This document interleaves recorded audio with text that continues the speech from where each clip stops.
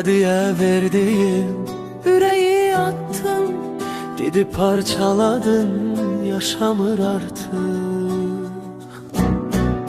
Ver mənim qəlbimi qaytar geriye, doğraq həyalların damarını kes.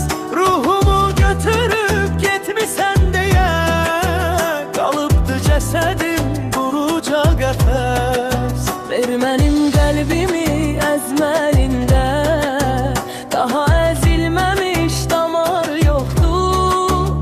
Özüm xəyalımda, adın dilimdə, ocağım kül olub, havar yoxdur.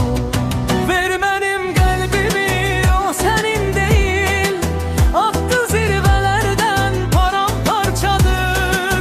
Artıq nə dağındır, nə çənin deyil, ayaqlar altında əzik parçadır.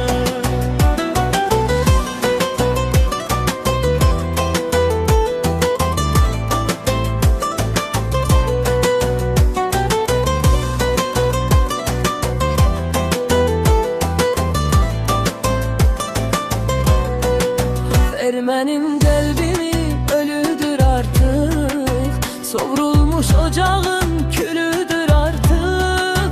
Lal olmuş həyatım dilidir artıq, susub danışmağa divar yoxdur. Ver mənim qəlbimi, o sənin deyil, atdın zirvələrdən paramparçadır.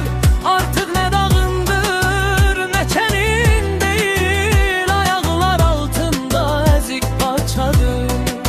Ver mənim qəlbimi, bəsdi qanattın, illərlə könlümə qan olub axdın. Hediye verdiğim yüreği attın, didi parçaladın, yaşamır artık. Ver mənim qəlbimi, baxma üzümə, əzilib büzülüb yumağa dönüb. Ver mənim qəlbimi, qaytar özümə, elə kövrəlib ki uşağa dönüb.